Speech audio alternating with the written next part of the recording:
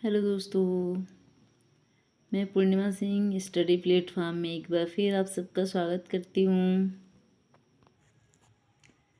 Hello दोस्तों, study platform में मैं पूर्णिमा सिंह एक बार फिर आप सबका स्वागत करती हूँ।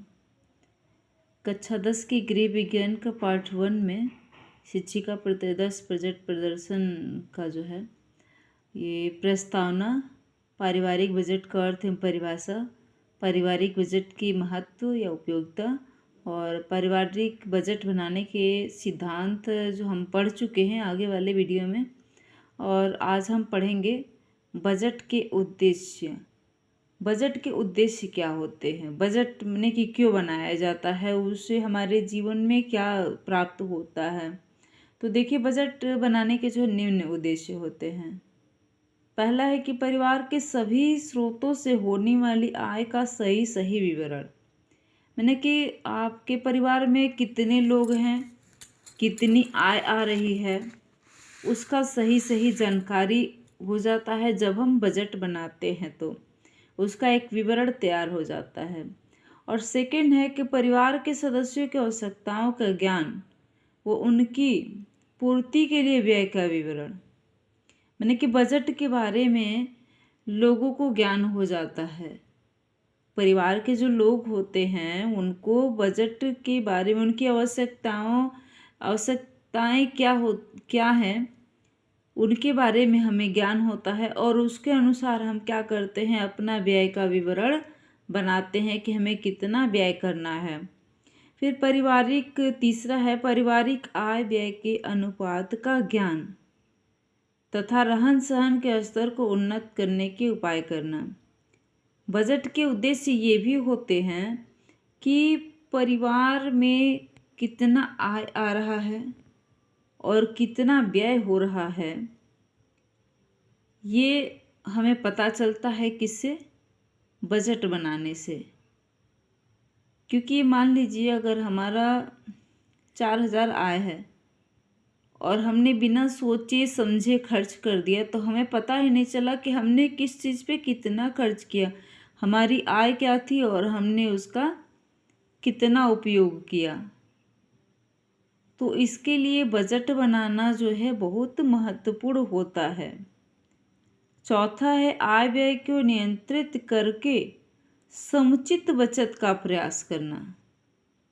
आय व्यय को नियंत्रित करके समुचित बचत का प्रयास करना, मैंने आपकी जितनी भी आय है, आय का मतलब लोग समझ रहे हो, आय का मतलब इनकम होता है।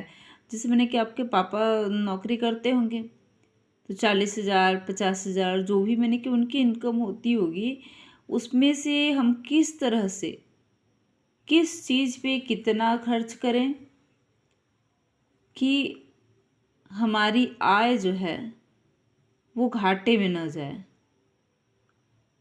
क्योंकि अगर हमारी 40,000 इनकम है तो अगर हम 45,000 खर्च करेंगे तो इससे क्या होगा, हम सड़क पे आ जाएंगे।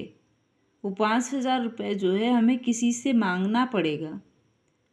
तो हम ऐसा बजट तैयार करें कि ज़्यादा नहीं तो 40,000 में से कम 2,000 तो हम बचा ही लें। अगर हर महीने हम 2,000 भी बचाते हैं तो कोई महीना ऐसा होता है जहाँ पे हमको 40,000 में ही हम किसी तरह से नहीं हो सकता है वो काम। तो ऐसे कामों में जो है हम उस पर जो हमारी बचत होती है हम उसको यूज कर सकते हैं। पांचवा है आय में आवश्यक वृद्धि करने के लिए प्रोत्साहित करना, मैंने कि आय में आवश्यक वृद्धि, आप किस तरह से उसमें वृद्धि कर सकते हो। आय में हम और क्या कर सकते हैं कि हमारा आय बढ़ जाए और हमारे परिवार की आवश्यकताएं जो है पूरी हो जाए। छठवा है परिवार में होने वाले अनावश्यक व्यय पर नियंत्रण करना। जो हमारे परिवार में अनावश्यक व्यय होते हैं, अनावश्यक व्यय क्या है आप लोग समझ रहे हो, अनावश्यक व्यय किसे कहते हैं। अनावश्यक व्यय जैसे कि आपके घर में भोजन है उसके बावजूद आप लोग क्या करते हो, मैगी खाना है, चाउमीन खाना है। तो ये सब क्या है, अनावश्यक भी है। तो क्योंकि आपका जो भोजन बना है आखिर वो वेस्ट होगा, वो काम में फिर तो नहीं आएगा ना बाद में। आपने जब बनाया उसी समय वो काम में आएगा। तो अगर आप उस समय कुछ और खाते हो तो क्या होगा, वो अनावश्यक व्यय हुआ। वो ठीक है, आपकी इच्छाएं हैं तो हम उसको, जैसे शाम के टाइम हम कुछ और ना बना के, जो हमारी इच्छाएं हैं हम उसको ठीक है एक दिन कर लेते हैं, हफ्ते में एक बार मैगी बना लेते हैं। तो इस तरह से अनावश्यक व्यय में बच्चे क्या करते हैं कि रोज नाश्ते में उनको मैगी ही चाहिए।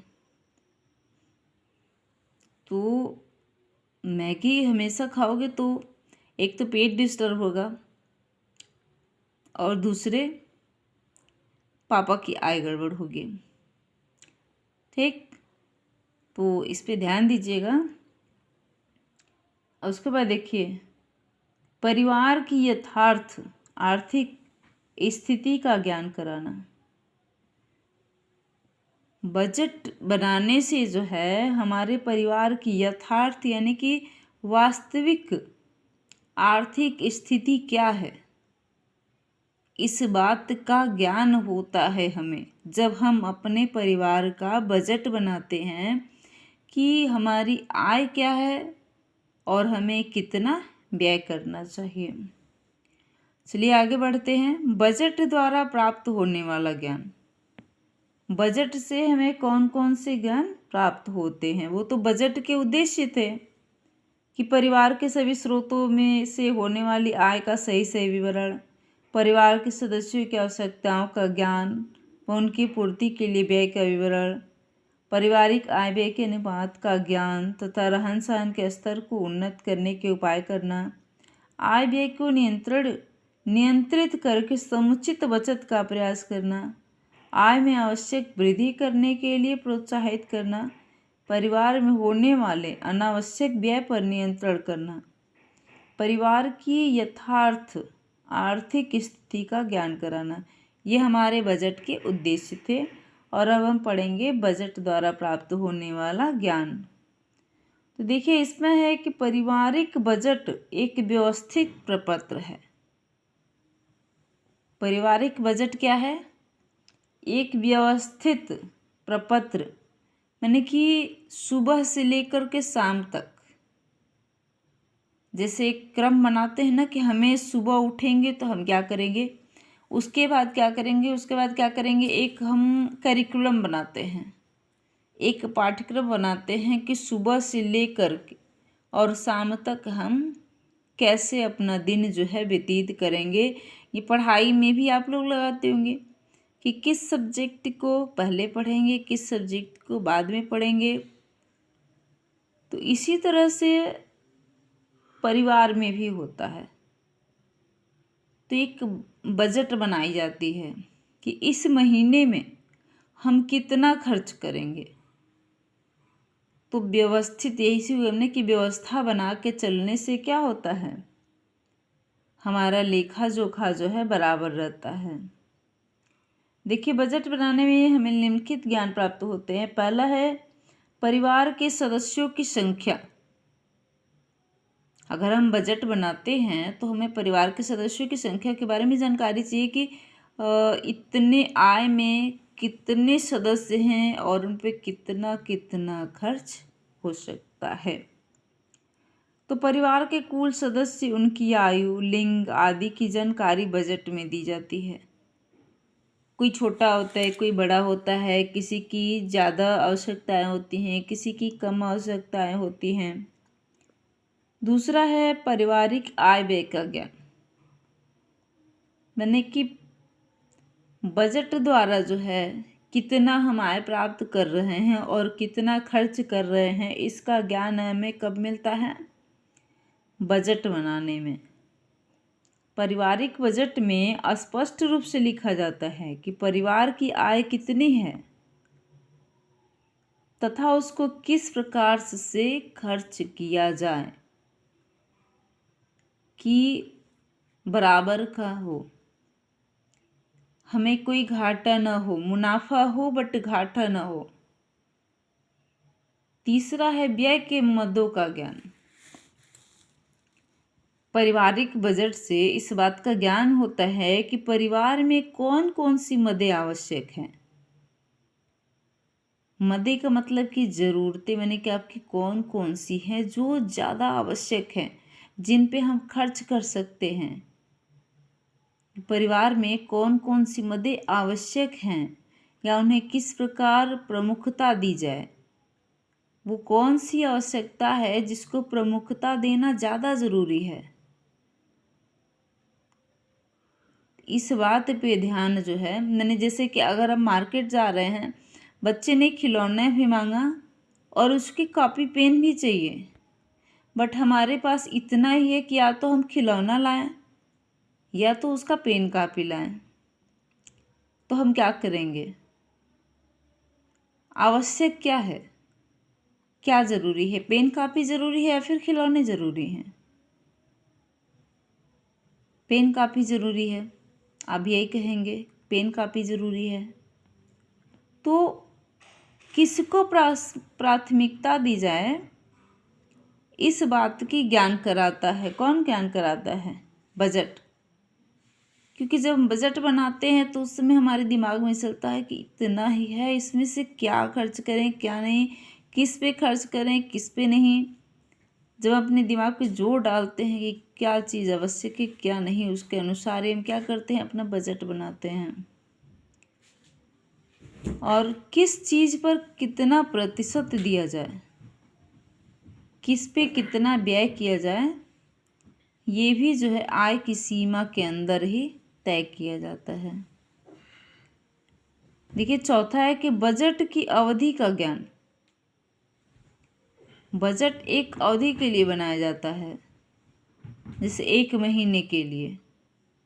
1 महीने की जो आय है उसके अनुसार जो है 1 महीने की बजट की अवधि, मैंने कि बजट तैयार किया जाता है कि 1 महीने का बजट कितना हो जाता है। प्रायः बजट 1 माह का बनाता है, कभी कभी अर्धवार्षिक तथा वार्षिक भी बना सकते हैं।